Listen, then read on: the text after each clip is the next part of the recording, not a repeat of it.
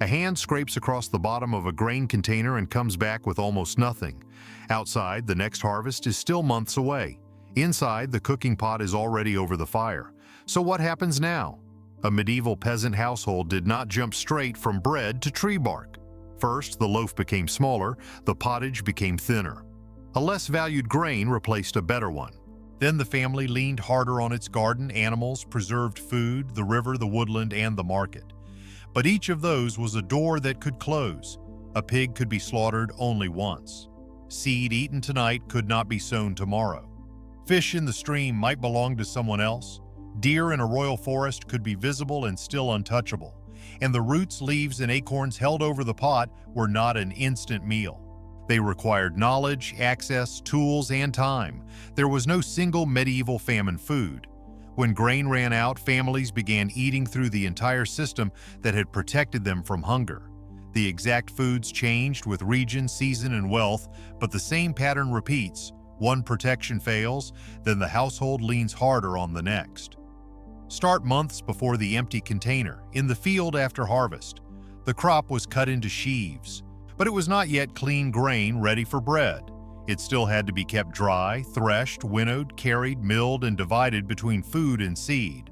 Some crops stood in covered stacks. Larger estates had barns and more substantial storage. Poorer households might control only a smaller stock in sacks, vessels, or domestic spaces. Watch the danger move. Rain reaches the stack. Damp attacks the lower layer. Rodents find an opening. A family that loses part of its harvest here has already entered scarcity, even though nobody has missed a meal. Now look across the village. A manor barn may still hold grain while one household's own supply is shrinking. Food can exist close enough to see and remain out of reach. That is the first cruel rule of scarcity. The question is not only how much food exists, it is how much your household controls. When the family finally opens its remaining grain, the table does not become empty overnight. It becomes deceptive. Bread, pottage, and ale carried much of the grain in an English peasant diet. The same shortage could weaken several parts of daily life at once. The loaf might become smaller, darker, or made with a less preferred cereal. The pot might receive less meal and more water. Peas, beans, vegetables, and anything else available could carry more of the volume. Stand beside the hearth. The pot still looks full. Steam still rises. Everyone still receives a bowl. But the worker returning to the field is eating less energy. The child's portion is smaller. An older relative may quietly refuse a second serving. Hunger can begin inside a meal that still looks like dinner, and the alternatives do not remain cheap during a widespread crisis. In 1315, the St. Albans chronicler John of Trocoloe described wheat, beans, and peas rising together to extreme prices.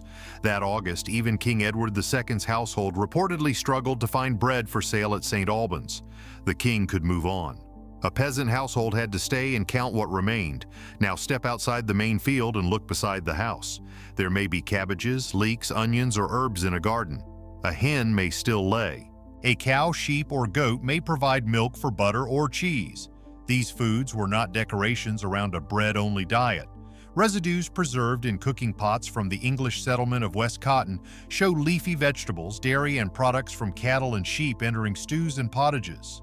During shortage, every source matters more, but none is endless. The garden cannot produce on command. A hen is valuable alive if it is still laying, but it must be fed. A milk animal needs pasture or fodder. Kill it, and the family gains meat once while losing milk, manure, offspring, and future value. This is where scarcity changes the meaning of ordinary objects. The hen becomes a sequence of possible meals. The cow becomes tomorrow's milk. The seed in a pouch is not food until desperation makes it food. Fresh food also has a clock. Milk turns, meat spoils, fish deteriorates. So the next defense was making a brief surplus survive. Milk became cheese. Fish could be dried, salted, or smoked. Meat could be salted. Herbs and some produce could be dried when conditions allowed. A hard cheese or a barrel of fish pushed part of one season into the next. Now open that barrel near the end of winter. There are fewer fish than the family remembered. The cheese is cut thinner. The last piece of meat is saved for hard labor or illness. Preservation bought time, but it had an entry price. Salt cost money or transport, smoking consumed fuel. Vessels, dry space, labor, and surplus food had to exist first. A family could store only what it had managed not to eat earlier. When those stores thinned, the landscape carried more of the burden. Follow a pig into the woodland in autumn. Beneath oak and beech trees, it eats fallen mast and converts it into meat and fat. This was pannage, and in parts of medieval England it was a recognized right or privilege, sometimes tied to tenancy, limited or paid for. That last detail changes the scene. The acorns are on the ground, but they are not necessarily free. The woodland may belong to a lord. The right to send pigs there may belong only to particular tenants. A poor family may see abundance and still lack permission to use it. Now stand at the river. Fish move through the water. But access may depend on who controls the bank, the fishery, the net, the trap, or the local custom. Commons could support grazing, fuel gathering, fishing, and other forms of subsistence, yet they were regulated resources, not ownerless land open to anyone. Look farther into a royal forest. A deer is a large body of meat walking between the trees. It is also protected game and a symbol of elite power. At this point, the story changes. Hunger is no longer only a problem of weather, harvest, or cooking. It becomes a problem of rights. Depending on the place, fishing without permission could become poaching. Taking protected wood or game could bring a household before local or forest officials. A snare might produce one meal and a fine the family could not afford. Do not picture every offender being dragged to an execution. Enforcement varied and many local offenses produced fines. But a small fine is not small when the household is already trading possessions for bread. The food is still there. The legal path to it is disappearing. So walk with the family to the market. This is the place that should solve the problem. A household short of grain can buy from someone with a surplus. It can sell an animal, wool, eggs, or labor. It can borrow or ask relatives and neighbors. But when scarcity covers a wide region, everyone reaches for the same escape at once. Grain rises in price. Beans and peas rise with it. Animals are harder to maintain because fodder is scarce. The family arrives with less to sell precisely when food costs more. Now the household begins exchanging permanence for meals. A pig becomes coins. A cow becomes meat or money. A strip of land may pass to a neighbor with enough reserves to buy during a bad year. Each exchange solves an immediate problem and creates a later one. Sell the cow, lose the milk. Sell the land, lose part of the next harvest. Eat too deeply into the seed stock, and the field begins the next season already weakened. A failed harvest can echo forward. High prices drain reserves. Reduced seed or lost assets slow recovery. The food bought at market may last days. What leaves the household may have fed it for years. Only now does the thumbnail's handful of roots, leaves, and acorns make sense.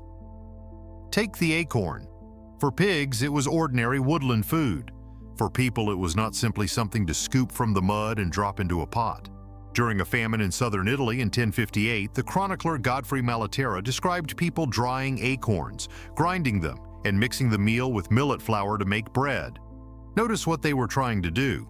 They were rebuilding a version of bread from food normally left to animals. Even that desperate loaf required collection, drying, grinding, fuel, tools, and some remaining millet. Hunger did not erase technique. It made technique more important. Other accounts push the boundary further.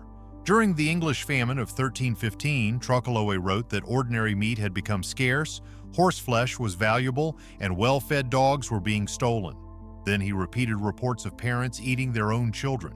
That claim needs caution. Medieval chroniclers used rumor, biblical imagery, and scenes of moral inversion to communicate catastrophe. Horse meat and stolen dogs show accepted food boundaries collapsing.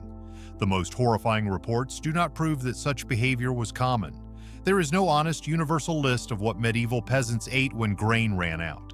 The answer changed with region, season, wealth, rights, landscape, and the stage of the crisis. Return to the grain container. Before it became empty, the family had already eaten smaller loaves and thinner pottage. It had leaned on vegetables, eggs, dairy, preserved fish, animals, woodland, water, markets, and neighbors. It may have sold the very things that made next year's food possible.